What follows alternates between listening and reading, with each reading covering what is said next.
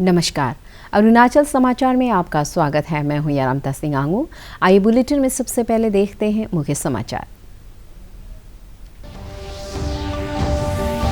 गुजरात के गांधीनगर में आयोजित देश के सभी राज्यों के शिक्षा मंत्रियों के राष्ट्रीय सम्मेलन में केंद्रीय शिक्षा मंत्री धर्मेंद्र प्रधान ने कहा, छात्रों को भविष्य के लिए तैयार करने के लिए पीएम श्री स्कूलों की होगी स्थापना।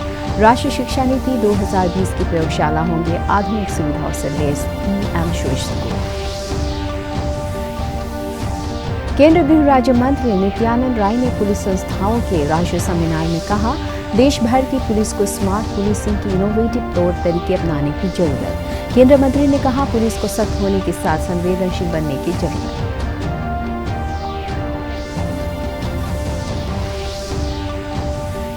मुख्यमंत्री पेमा खांडू ने वांचो जनजाति के लिए नए अल्फाबेट की रचना करने वाले बनवांग लोसू से की मुलाकात। मुख्यमंत्री ने कहा, वांचो जनजाति के लिए नए अल्फाबेट की रचना कर बनवांग लोसू ने समाज में किया है महत्वपूर्ण योगदान।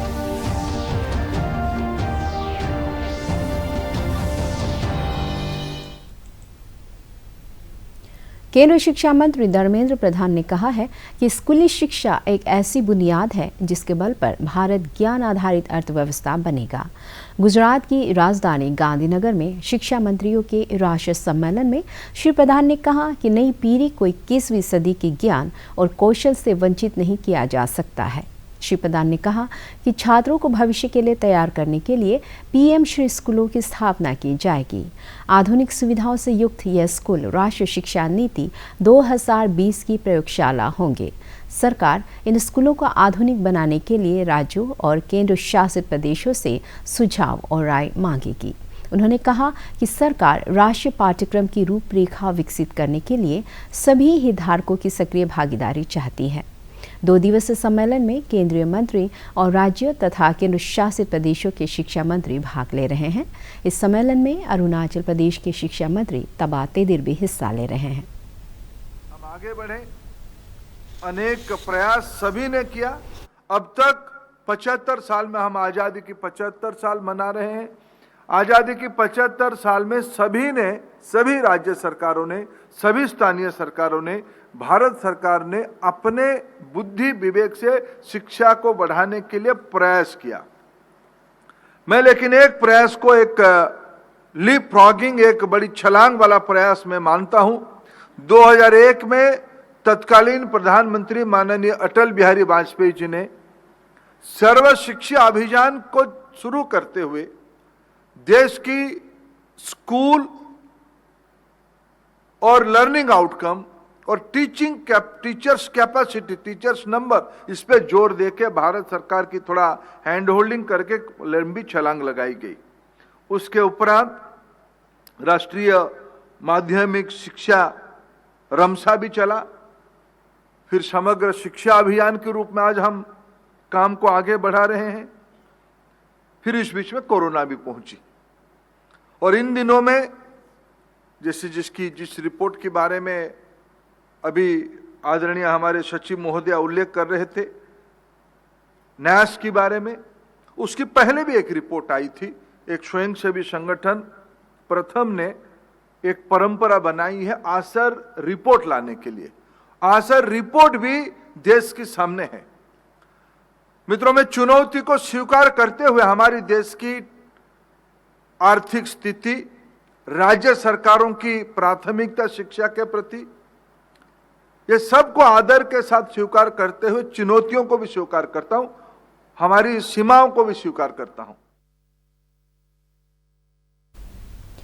केंद्रीय गृह राज्य मंत्री नित्यानंद राय ने आज पुलिस अनुसंधान एवं विकास ब्यूरो तथा पुलिस प्रशिक्षण संस्थानों द्वारा पुलिस प्रशिक्षण में उत्तम कार्यप्रणाली विषय पर आयोजित 38वीं वार्षिक 2 दिवसीय सेमिनार के उद्घाटन सत्र को संबोधित किया।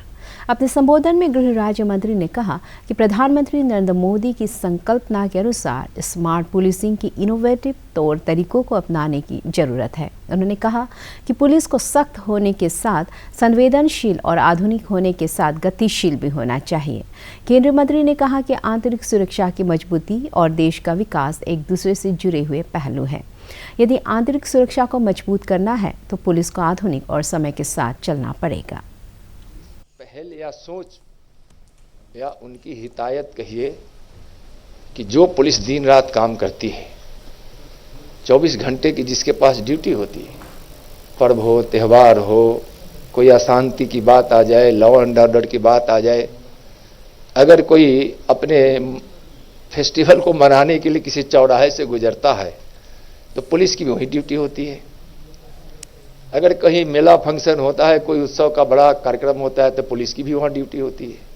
तो हम उत्सवों में भी अपने परिवार के साथ न रहने वाली ऐसी एक संस्था के अधिकारी या बल के जवान होते हैं जो उस विपरीत परिस्थितियों में अपनी मन की भावनाओं को हम नियंत्रित कर हम अपने कर्तव्य के साथ उस ड्यूटी पे लगे होते हैं। तो ऐसी संस्था के प्रति जो देश के लोगों की जो भावनाएं जिस प्रकार से कदर के रूप में होना चाहिए था, वह एक अविश्वसनीयता और एक ढीला ढाला संस्था के रूप में इसके इमेज को बना दिया गया था, किसी न किसी रूप में बना दिया गया था।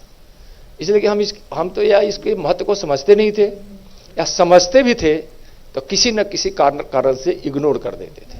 आज यह हम लोगों के लिए गर्व का विषय है कि आज पुलिस के प्रति जनमानस में आस्था भी बनी है, प्रतिष्ठा भी बढ़ी है, और हम अपने कामों से उसके अंदर एक विश्वास भी पैदा किए हैं कि हम सिर्फ पुलिस वाले वर्दी पहनकर आप पर हम कानून के डंडा ही चलाने के लिए नहीं हैं, हम तो आपके सहयोगी के रूप में भी है। यह इमेज आपका गया है।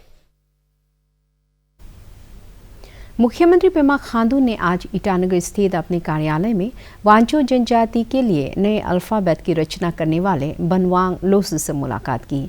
श्री खांडू ने अपने एक ट्वीट में इस मुलाकात की जानकारी देते हुए बताया कि वांचो जनजाति के लिए नए अल्फाबेट की रचना कर श्री लोसु ने महत्वपूर्ण योगदान किया है।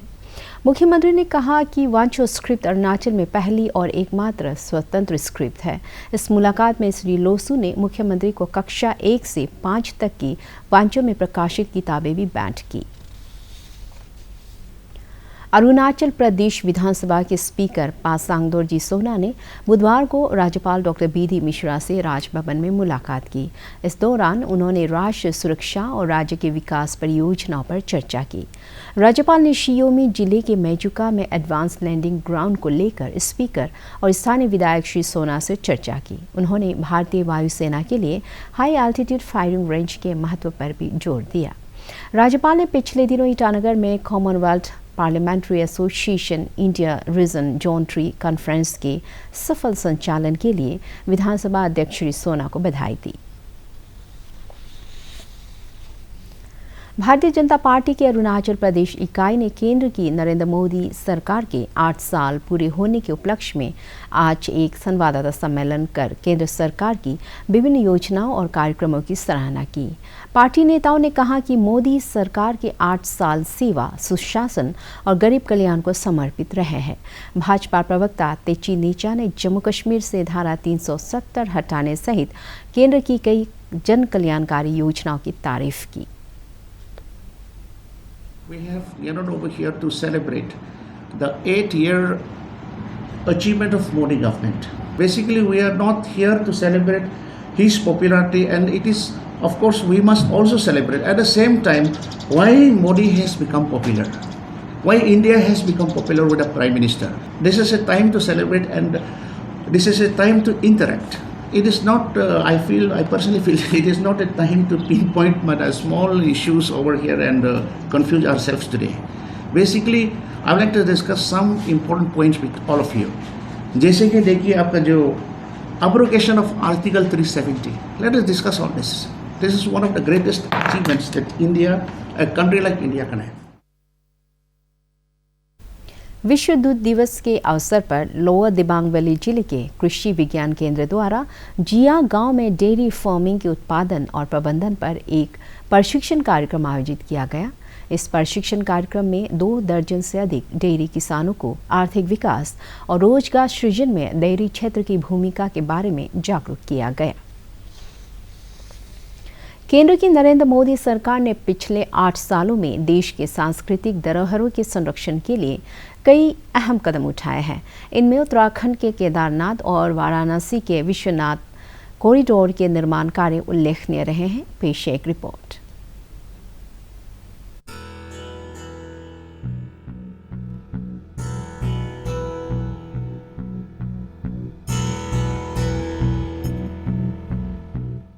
भारत की सांस्कृतिक परंपराओं और समृद्ध विरासत को वह प्रमुखता नहीं मिली थी जो पिछले 8 वर्षों में मिली है।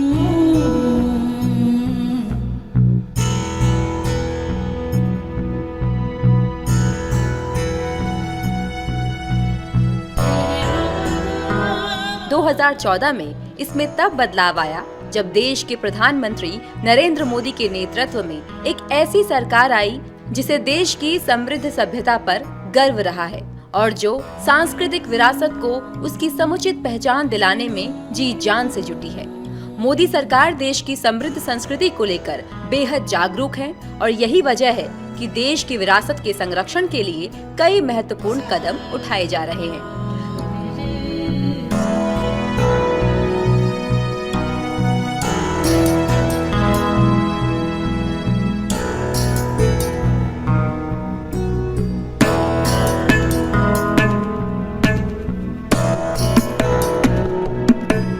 दशकों की उपेक्षा के बाद मोदी सरकार के प्रयासों से देश की सभ्यता से जुड़े कई महत्वपूर्ण स्थलों को रीडेवलप्ड और रिवाइव्ड किया गया है। वाराणसी में काशी विश्वनाथ कॉरिडोर और कई अन्य परियोजनाओं ने शहर की गलियों, घाटों और मंदिर परिसरों का कायाकल्प किया है। 900 किलोमीटर लंबे 4 धाम रोड प्रोजेक्ट से चारों पवित्र धामों को ऑल वेदर रोड कनेक्टिविटी मिलेगी। केदारनाथ मंदिर प्रधानमंत्री मोदी के हृदय में बसता है। उन्होंने व्यक्तिगत रूप से केदारनाथ में रीडेवलपमेंट प्रोजेक्ट्स की प्रगति की मॉनिटरिंग की।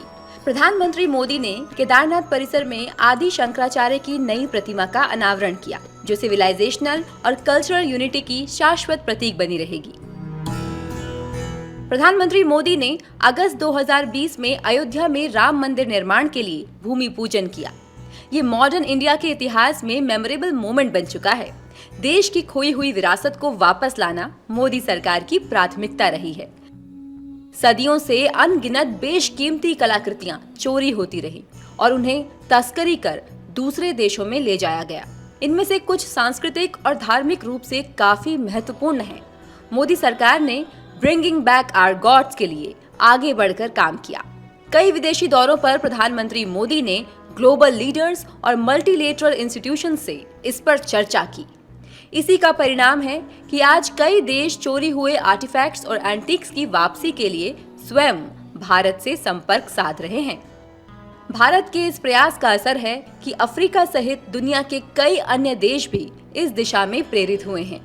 इस तरह प्रधानमंत्री मोदी ने सफलतापूर्वक एक वैश्विक आंदोलन की शुरुआत की है।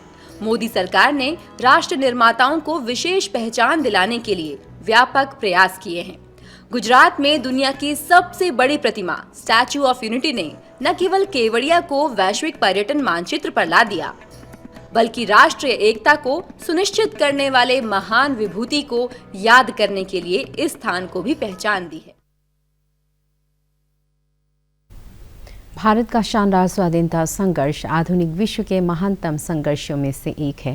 दूरदर्शन समाचार द्वारा प्रसारित किए जा रहे आज़ादी का सफ़र में आज हम बात करेंगे महान स्वतंत्रता सेनानी दुग्गीराला गोपाल कृष्णैया के बारे में।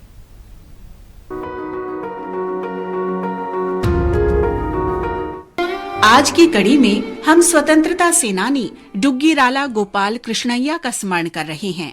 उनका जन्म 2 जून 1889 को आंध्र प्रदेश के कृष्णा जिले में हुआ था। उन्हें आंध्र रत्न के नाम से जाना जाता है। गोपाल कृष्णैया कवि, गीतकार, दार्शनिक, गायक और अहिंसक विचारधारा के साथ असाधारण क्रांतिकारी भी थे। गोपाल कृष्णैया ने अपने दोस्त नादिमपल्ली नरसिम्हा राव की वित्तीय सहायता से एडिनबरा विश्वविद्यालय से अर्थशास्त्र की शिक्षा प्राप्त की। वो 1917 में भारत लौटे और आंध्र प्रदेश के मछलीपट्टनम में नेशनल कॉलेज में पढ़ाने लगे। गोपाल कृष्णैया एनी बेसेंट के होम रूल आंदोलन में शामिल होने के लिए प्रेरित हुए और 1919 में वो अध्यापक की नौकरी छोड़कर पूरी तरह से राजनीति में आ गए। 1920 में कांग्रेस के कलकत्ता अधिवेशन में भाग लेने के बाद वे असहयोग और सत्याग्रह के सिद्धांतों के प्रति आकर्षित हुए। उन्होंने स्वराज का लक्ष्य प्राप्त करने के लिए अपना जीवन समर्पित कर दिया। 1921 में रामाडांडू ने